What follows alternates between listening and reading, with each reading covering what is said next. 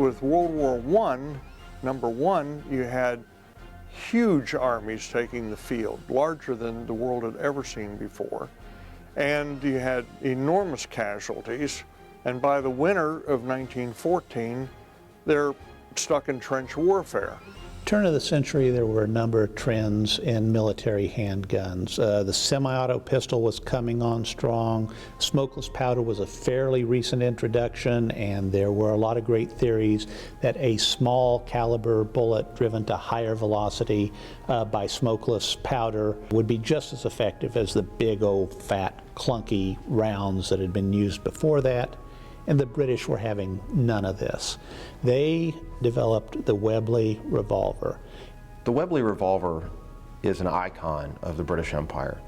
The Webley is a large 6-shot top break chambered for the .455 Webley cartridge. It was designed as a man stopper. The .455 cartridge is somewhat underpowered, especially when you look at, say, the .45 ACP cartridge that came later, or in particular its contemporary, the .45 Colt. It's not a terribly fast-moving cartridge, and it's not moving at a lot of velocity. But what that allows is a top break design. Well, the first of the Webleys that actually was adopted by the British Army is a Mark I, and if you look at a Mark I, Mark II, Mark III, Mark IV, Mark V, you really have to be an expert and know what you're looking at to try and tell the difference between them, unless you look at the top of the barrel and see what it's marked. This thing is so ugly, it's beautiful. It's massive, it's reliable, it throws a big O .455 diameter lead bullet, just enough energy to be effective, and it proved effective. The gun was reliable, it was an effective stopper, it just did everything you would want except look pretty. The Mark V was the shortest lived of all the Webley marks, but it was the mark that was the standard at the outbreak of the First World War in August of 1914. It was soon upgraded and enhanced with the Webley Mark VI, which came about in 1916, and then was the standard gun issued well into the 1920s. British officers had to purchase their own sidearms, and one of the sidearms they purchased was the Webley Fosbury semi-automatic revolver, or automatic revolver. It was a collaboration between P. Webley and George Fosbury, a Victoria Cross winner.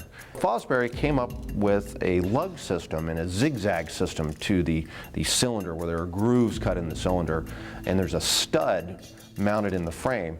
So you literally cock the hammer and you fire. Then the entire upper half of the gun comes back at you. You think it's going to come off the rails and smack you in the face, but typically that doesn't happen. And it rotates the cylinder 1/12, and then springs push the cylinder and barrel assembly back forward another 12th, indexing the cylinder. But you end up with the hammer cocked after every shot.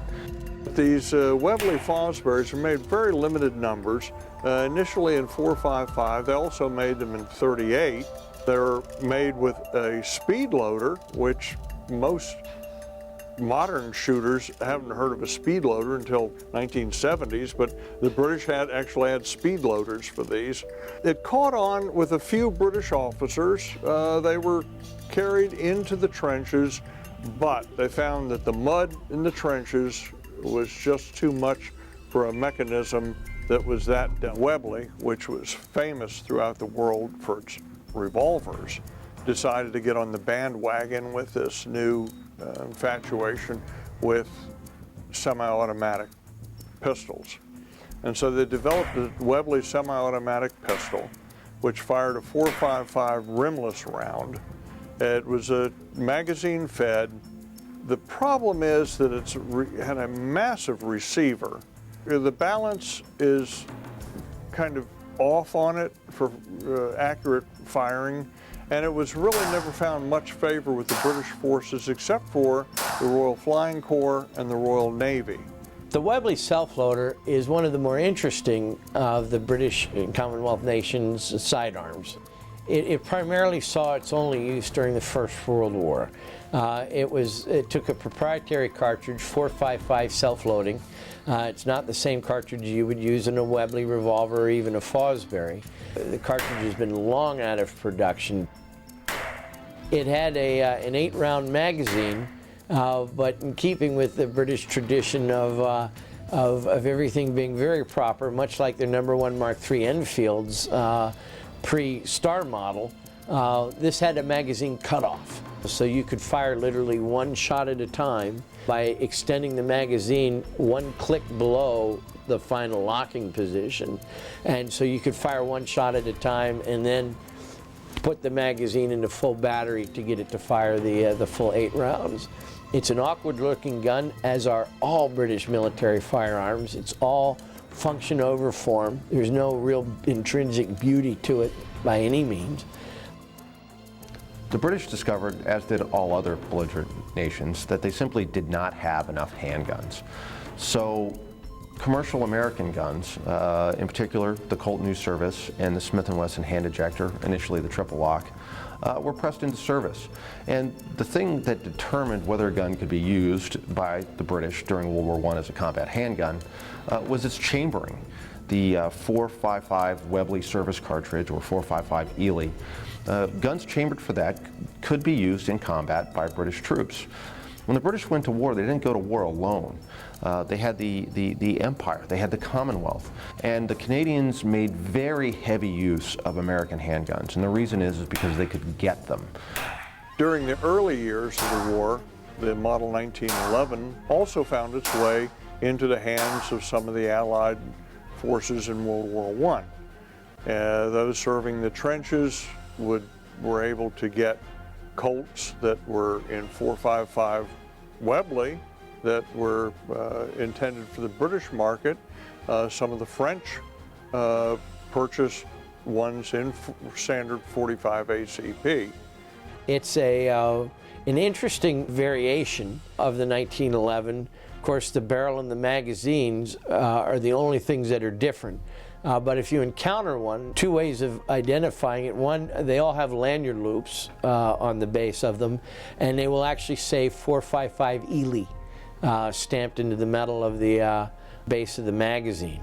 And the barrels are the same way. They're marked on the slide of the gun, 4.55 Ely, and generally have the multitude of British proof marks and acceptance marks and some deaccession marks that are normally found on all British firearms or guns that are imported into Britain. You know, when Britain and Germany were going through the dreadnought crises, Chancellor Bismarck once, when questioned by someone with regards to whether or not he was risking war with Queen Victoria, said, "What are they going to do, land that little contemptible army over here? And then what?" They exceeded anyone's hopes and expectations in being able to stop that gigantic machine that Kaiser Wilhelm II turned loose on the West. Even though Britain today is a nation that's virtually without handguns, thanks to government legislation, they used an astounding array during the Great War.